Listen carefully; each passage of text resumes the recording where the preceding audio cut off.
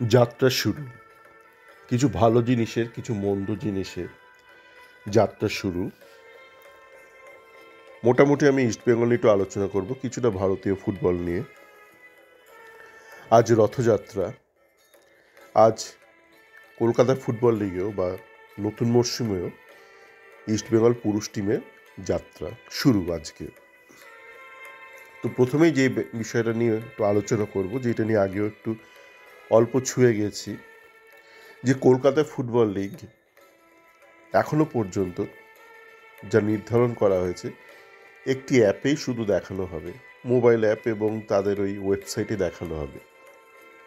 এবং সেইটা দেখানোর জন্য তারা বোধহয় 500 টাকা নিচ্ছে, এবং গোটা বছরে ধরে তাদের বিভিন্ন যেসব খেলাধুলো থাকে সেটা দেখানোর জন্য বোধহয় 700 টাকা বা 800, এরকম কিছু একটা। তো এই বিষয়ে বলতে চাই যে এটা হলো অন্ধের যাত্রা শুরু। এবং এই যে অনেকেই আইএফএ কে গালমন্দ করেন, আমি যেটা বলি যে যে কোনো ফুটবল সংস্থা, সেটা কেন্দ্রীয় স্তরে হোক বা রাজ্য স্তরে হোক, তারা যদি যথার্থ পৃষ্ঠপোষকতা না পায় সরকারের, তাদের পক্ষে ভালো কাজ করা একটু কঠিন হয়ে পড়ে ফুটবলের মতন ক্ষেত্রে। তা সত্ত্বেও বলবো, এই মুহূর্তে যারা আইএফএতে রয়েছে তাদের অনেকেরই মেধা বা ইন্টেলেক্ট নিয়ে ঘোরতর সন্দেহ থাকার যথেষ্ট কারণ রয়েছে। যেমন ধরুন, এই মুহূর্তে যিনি আছেন, তাদের একটা ফুটবল ক্লাব আছে, তাদের একটা এডুকেশনের একটা সংস্থা তো আছেই, একটা ফুটবল ক্লাবও আছে। আপনি যদি দেখেন সেই ফুটবল ক্লাবটা খুব ভালো কিছু যে করছে, সেখান থেকে ভালো ভালো প্লেয়ার উঠে আসে, তা কিন্তু নয়। একটা সময় সেই ফুটবল ক্লাবটা মোটামুটি একটা কিছু একটা নামানোই কথা বলবো, এমন কিছু তো দারুণ কিছু করতো না। ওই একজন কোচ ছিল তাদের, রঞ্জন ভট্টাচার্য, একান্তই তার ব্যক্তিগত ক্যারিশমাতে হতো। তো যেই ব্যক্তি একটা ফুটবল ক্লাব চালাতে পারে না, তিনি যে একটা সংস্থা চালাতে হাবুডুবু খাবেন, এটা কিন্তু খুবই স্বাভাবিক একটা ঘটনা। যেমন ধরুন, এই মুহূর্তে যিনি ভারতীয় ফুটবলের যে একটা দাসত্ব রয়েছে, একটা দাসত্ব প্রথার চূড়ায় বসে আছেন, মানে চূড়ান্ত দাস যিনি, যিনি সবার অভিযোগ অনুযায়ী ভারতীয় ফুটবলের চূড়ান্ত অকল্যাণ করছেন, আপনারা যদি তার পিছনটা দেখেন, তার জীবনটা যদি একটু দেখেন বা একটু মনে করার চেষ্টা করেন, দেখবেন উনি ফুটবলার হিসেবে মধ্যম মানের ছিলেন, এবং পরবর্তীকালে উনি রাজনীতিতে অংশগ্রহণ করার পরেও কিন্তু অতি মধ্যম বা নিম্নমানের কাজকর্ম করেছেন, বা তার সাফল্যের খতিয়ান যদি দেখেন, মধ্যমের থেকেও নিম্ন।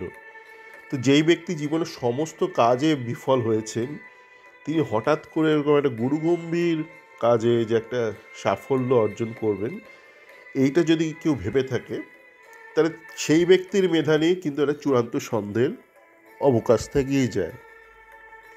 আমি বলছি না যে ওই পদে অন্য কেউ থাকলে দারুণ কিছু করতো, কারণটা আগে আলোচনা করেছি, কিন্তু এরকম ব্যক্তি থাকলে যে কিছু হবে না সেটা কিন্তু স্বাভাবিক। যে আগের 2-3টে কাজে বিফল, সে যে এই কাজটাও পারবে না, সেটা খুবই স্বাভাবিক নয় কি? তেমন দেখুন, আজ কলকাতা ফুটবল লিগ শুরু, একজন হেলতে দুলতে ছবি দিচ্ছেন, জানি না এখনও মানুষ তাকে নিয়ে স্বপ্ন দেখেন কি না, বিশ্ববরেণ্য কোচ। আপনারা তার গত 2 মরশুমে তার রিপোর্ট কার্ড দেখেছেন। তো এইবার আমি কতিপয় কিছু প্লেয়ারের ওপর নজর রাখব। তারা মূলত বঙ্গীয় সন্তান, বাংলার সন্তান। কেননা বাংলার বাইরের যেসব সন্তানরা রয়েছে, তারা ওরকম কুসন্তানের মতন, তারা প্রমাণিত অপদার্থ। সুতরাং অকস্মাৎ কোনো দৈবিক কারণে তাদের মধ্যে যে একটা চূড়ান্ত একটা ভালো কিছু হয়ে যাবে, একটা নতুন কিছু চলে আসবে, তার অবকাশ খুবই কম। এবং যিনি হেলতে দুলতে বিগত 2 বছর ধরে নিষ্কর্ম করে গেছেন, তিনি যে ব্যক্তিগত স্তরে দারুণ কিছু করবেন সেই আশা আমি রাখি না, সম্ভব নয়। হঠাৎ করে দৈবিক কারণে একটা দামড়া মানুষ যে জীবনে পরপর ফেল করে গেছেন, তার আজকে যাত্রা শুরুর পর যে চূড়ান্ত সাফল্য আসবে সেটা ভাবাটাই কিন্তু ভুল। তেমনই আপনারা যদি দেখেন, এই যে আজকে কলকাতা ফুটবল লিগ শুরু হবে, এটা একটা অ্যাপে দেখানো হবে। আমি দেখছি, চোখ রাখছি বিভিন্ন গণমাধ্যমে বা সোশ্যাল মিডিয়াতে রাখছি, ফেসবুকে আমি দেখছি লোকের অভিযোগ, একের পর এক অভিযোগ, যে তাদের পক্ষে অ্যাপটা দেখানো অতটা সহজ নয়। দেখুন, পুরোটা কিন্তু অর্থের ব্যাপার না। অনেকেই বলছেন, স্টুডেন্টরাও বলছে যে 700 টাকাটা একটু বেশি হয়ে যাচ্ছে। অবশ্যই বেশি, 700 টাকাটা একটা স্টুডেন্টের পক্ষে অনেকটাই, আমার পক্ষে নয়। আমি বিদেশে বসবাস করছি বহুদিন ধরে, অনেক দেশে বসবাস করেছি, আমার কাছে 700 টাকাটা কিছুই নয়। কিন্তু আমাকে নিয়ে তো আর একটা সমাজ নয়, আমাকে তো ছাত্র সমাজের কথাও ভাবতে হবে। তো আমাদের সমস্যা হচ্ছে এই যে এই ধরনের ব্যক্তিরা নিজেদেরকে মাসিহা ভাবে তারা দারুণ কিছু তীর মেরেছে নিজের কর্মজগতে, এখন তারা কলকাতা ফুটবলকে উদ্ধার করতে এসছে। তাদের সমস্যাটা আমি একটু বলছি। যেমন ধরুন, যারা ভাবছে এই মুহূর্তে কলকাতা ফুটবলকে উদ্ধার করে দেবে, তারা তাদের যে কোর ব্যবসাটা, যেখানে তারা এতদিন ছিল, বুড়ো বয়সে প্রেম, ফুটবলের প্রেম, হঠাৎ প্রেম নয়, বুড়ো বয়সে প্রেম, তারা সেই ব্যবসাটা থেকে নিজেদের গুটিয়ে নিয়েছে মোটামুটি। কেন গুটিয়েছে? সেখানে সুবিধা করতে পারছে না। তো আপনি সারা জীবন যাকে মন দিলেন, সেখানে আপনি চূড়ান্ত বিফল, ব্যর্থ হয়ে এখন আপনি হঠাৎ ভাবছেন সেই ব্যর্থতার দরুন আপনি একটা পিলার তৈরি করেছেন, success, pillar of success for football. এটা ভাবাটা কিন্তু একটু মূর্খামি। আপনি ধরলাম ডাক্তারিতে ব্যর্থ, তো আপনি ডাক্তারি সংক্রান্ত কিছু বিদ্যা অর্জন করতে পারেন, কিছু পিলার তৈরি করতে পারেন। তো আপনি ডাক্তার হিসেবে ব্যর্থ বলে হঠাৎ করে আপনি লয়ার হিসেবে সফল হবেন, এই লজিকটাও না ঠিক লজিক্যাল নয়। সুতরাং যারা নিজেদের প্রধান কর্মক্ষেত্রে চূড়ান্ত বিফল, এতটাই বিফল যে সেখান থেকে তারা নিজেদের গুটিয়ে নিয়েছেন, তারা হঠাৎ করে যে এসে কলকাতা ফুটবলকে উদ্ধার করে দেবে, এইটা যদি কেউ ভেবে থাকেন, তাহলে তার মগজের যে ঘিলু আছে, সেই ঘিলুটা কতটা এখনও তরল আছে, কতটা জমে গেছে, সেইটা নিয়ে একটু ভাবার একটু অবকাশ রয়েছে। তা আমি দেখি অনেকেই অল্প বয়সী থেকে শুরু করে কিছু দামড়া ব্যক্তি, যেসব দামড়ারা নিজেদেরকে ব্যবসাদার ভাবে তারা ভারতীয় ফুটবলে উদ্ধার করবে, তারা কথায় কথায় বিদেশের তুলনা করে। বিদেশে তো অ্যাপে খেলা দেখাচ্ছি, বিদেশে এই করছি, বিদেশে ওই করছে, আমার ভারত ডিজিটাল হয়ে গেছে। না ভাই, তোমার ভারত কিছুই হয়নি। কতিপয় কিছু মানুষের হাতে মোবাইল ফোন আছে, কিন্তু সেই কতিপয় নিয়ে তো তোমার সমাজটা নয়, গোটা দেশটাই নয়। বাংলা সমাজ বাদ দিন, গোটা দেশটাই নয়।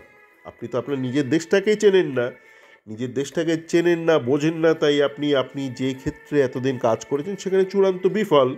কেন আপনি বিফল? তার কারণ আপনি আপনার দেশের মানুষের চাহিদাটা বোঝেন না, তাদের কি প্রয়োজন সেটা আপনি বোঝেন না। সেই জন্য আপনি কিন্তু এতদিন যেখানে মন দিয়েছেন সেখানে চূড়ান্ত বিফল। এবং যেই কারণে আপনি সেখানে বিফল, সেই কারণে কিন্তু আপনি ফুটবলেও বিফলটা হবেন। 700 টাকাটা শুধু অর্থর ব্যাপার নয়, ওটা যদি আপনি 200 টাকাও করেন, তাহলে তো আজকে যে স্টুডেন্ট সে হয়তো চট করে হয়তো টপ আপ করবে, মোবাইলে দেখবে।